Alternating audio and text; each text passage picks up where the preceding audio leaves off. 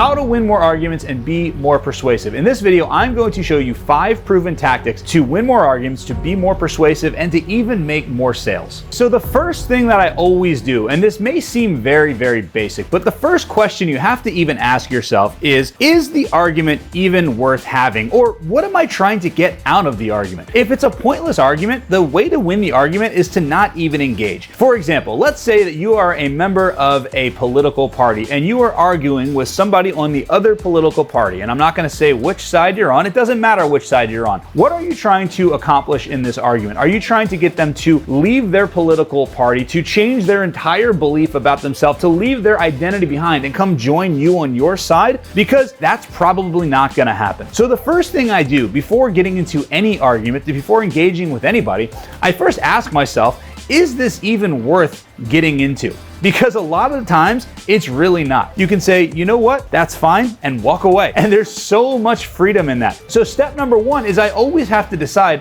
am I even going to engage in this? Because sometimes it's just not worth it. Now, the second step in winning an argument and being more persuasive is, will this matter tomorrow? And this applies whether I'm talking to my wife, whether I'm talking to my kids, whether I'm talking to an employee, whether I'm talking to a friend. The question is, will this matter tomorrow? And usually if the answer is no, this isn't going to matter tomorrow, then often I'll just kind of let it go. Because there's no sense in getting to a big argument or a big debate if it doesn't even matter. And that's one of the things that I learned in life, is that typically most things don't really matter that much. And I'm so much happier when I recognize that it doesn't matter and I don't get all worked up and I don't even get into the argument in the first place. Now, another thing that I always think about if I'm about to go into an argument or I'm about to go into a debate is to agree. And you want to agree even if you disagree. And here's why. We like people that we agree with. This is why there's an echo chamber on social media now. There's no opposing views on your social media feed because all the algorithms know that you like people that you agree with. Now, you don't have to agree with their entire point, but try to find something that you agree on so you can at least get them in the right mindset. For example, if you're on a sales call and you're arguing with somebody that your price is too high, they say, your price is too high. You can say, I agree, our prices are very high, and that's because we do amazing work. Let's say I'm arguing with my wife and she says, it's so frustrating when X, Y, and Z happens. If I disagree with her and I say, oh no, that's not frustrating, then what that does is that invalidates her feelings. If I say, yes, I agree, that is very frustrating, now we're getting on the same page and we can actually have a discussion about it, rather than me immediately dismissing how she feels, which is going to cause more tension and more headbutting. So even if you disagree, find things that you agree on. Now, another tactic that I like using is the strategic use of the word but.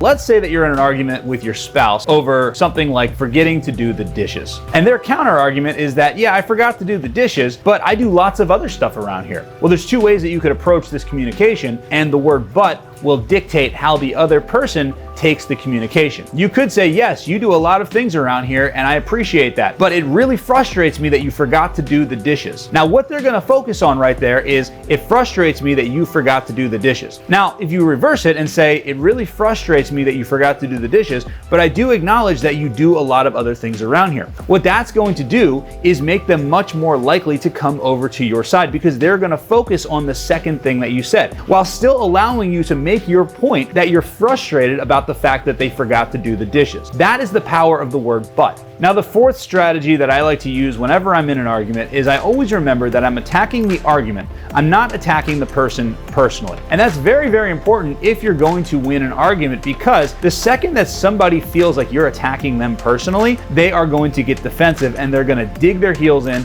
and they're not going to give you any leeway whatsoever. Remember, people don't want to be wrong. People hate being wrong. Even if somebody starts realizing that they're wrong, if you're attacking them, they are not going to give in and there will be no progress made. However, if you can attack the argument rather than attack them, you will see much more progress and they're much more likely to loosen their stance and see things from your side. There's many times where if my wife and I are having a disagreement about something, I will actually say, listen, the problem is not us. The problem is the situation right now. This is not a personal attack at you. And when that happens, we come to a resolution way faster. Now, the fifth tactic that I use to win more arguments, be more persuasive, and even increase my sales is I use silence to my advantage. In sales, there's a rule: he who talks the most makes the least. And I believe that that's the same with arguments as well. He who speaks the most usually loses.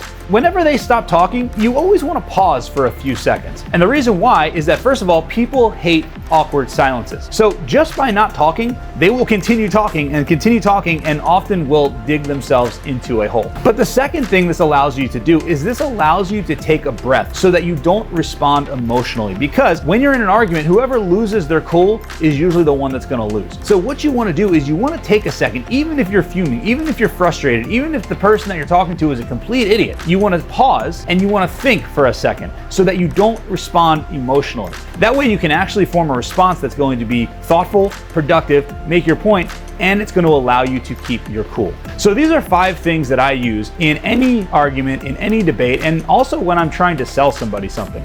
And if you use these tactics, you'll win more arguments, you'll be more persuasive, and you'll even improve your sales. Let me know in the comments what you thought about this video, if you've used any of these, or if there's any tactics that you use that I didn't mention in this video, and I will talk to you in the next video.